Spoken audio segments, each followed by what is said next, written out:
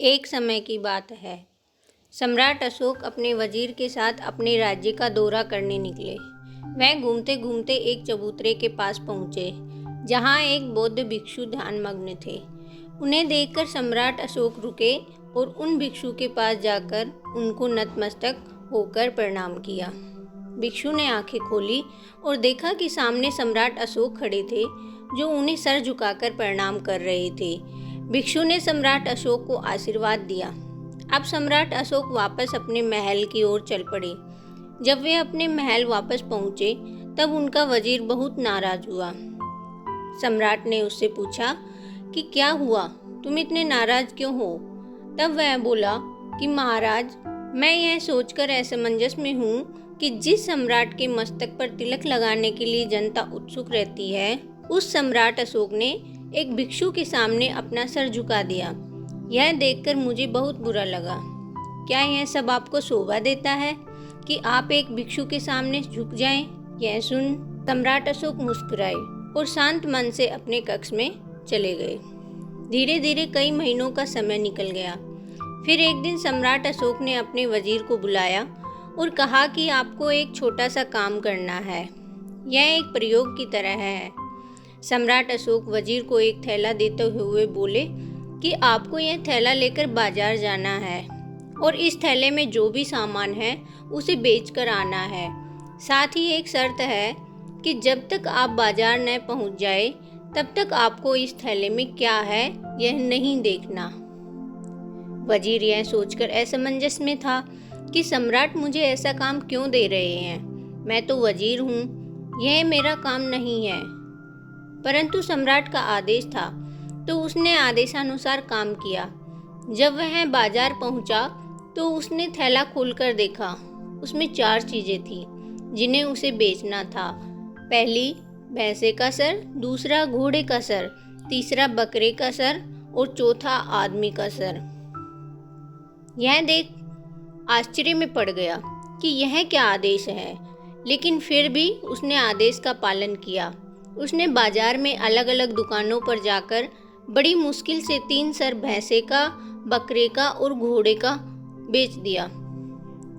अब आदमी की खोपड़ी बची थी, जिसे कोई भी खरीदना नहीं चाहता था। वह शाम तक बहुत थक चुका था। अब वह वापस सम्राट के पास गया। उसने सम्राट से कहा कि सम्राट, मैं आपके आदेश का पालन नहीं कर सका। आदमी के सर को कोई भी खरीदने को तैयार नहीं था, इसलिए उसे मैं वापस ले आया। तब सम्राट ने कहा कि निराश मत हो, ऐसा करो, मैं तुम्हें कल का दिन और देता हूँ। तुम कल फिर से इसे बाजार ले जाना और इसे कल मुफ्त में किसी को देकर आ जाना। उससे पैसे मत लेना, बस देकर वापस आ जाना। कल वापस आते हुए आपके हाथ में खाली थैला होना चाहिए। ऐसा ही मेरा आदेश है। अगले दिन फिर से बाजार गया। वह बाजार में उस स्थान पर पहुंचा जहां मांस बिक रहा था। उसने वहां आदमी के सर को बेचने की कोशिश की, पर हर दुकानदार ने वजीर को डांट दिया। वे वजीर से बोले कि क्या पागलपन है, भला आदमी का सर भी कोई खरीदता है? अगर राजा को पता चल गया तो उल्टा ही पड़ जाएगा। हमसे पूछा जाएगा कि कहाँ से लाए हो, कौन है यह, तो हमारे पास कोई जवाब नहीं होगा। बिना समय गंवाए इसे यहाँ से ले जाओ। वजीर को अब सारी कहानी समझ आ गई। वह वापस सम्राट के पास गया और उनसे क्षमा मांगते हुए उनके चरणों में गिर गया। वह बोला कि सम्राट, मुझे अब सब कुछ समझ आ गया है। अहंकार को सर्वोपरि समझना मेरी मूर्खता थी। मुझे समझ आ चुका है कि आदमी के सर की कोई कीमत नहीं होती। यह हमारा अहंकार है जो हम अपना किसी के सामने सर नहीं झुकाते। मुझे माफ़ कर दीजिए सम्राट। सम्राट अशोक बोले, क्षमा मांगने की कोई आवश्यकता नहीं है। मेरा उद्देश्य तो केवल तुम्हें समझाना था।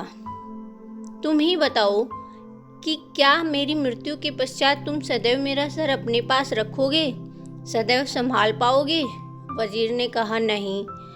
सम्राट अशोक बोले, बस इतना ही समझाना चाहता था कि जिस सर को कोई लेना नहीं चाहता, जिस सर का कोई मूल्य नहीं है, उस सर को किसी के सामने झुका देने से कोई फर्क नहीं पड़ने वाला। यह तो हमारा अहंकार है जो इस सर को झुकने नहीं देता। वजीर को सम्राट अशोक की महानता समझ आ चुकी थी। किसी को सम्मान दोगे तो बदले में आपको भी सम्मान ही मिलेगा। दोस्तों, आप चाहे कितने भी ऊंचे या प्रतिष्ठित पद पर हैं, लेकिन सामाजिक पद को ऊंचा करना चाहते हैं तो सदैव दूसरों को प्रेम व सम्मान देकर ही ऊंचा उठ सकते हैं। दोस्तों, बिहारी जी के एक दोहे में भी कहा गया है कि किसी के सामने झुकने से आपकी गरिमा कम नहीं होती, बल्कि आपका सामाजिक कद बड़ा हो जाता है। धन्यवाद दोस्तों।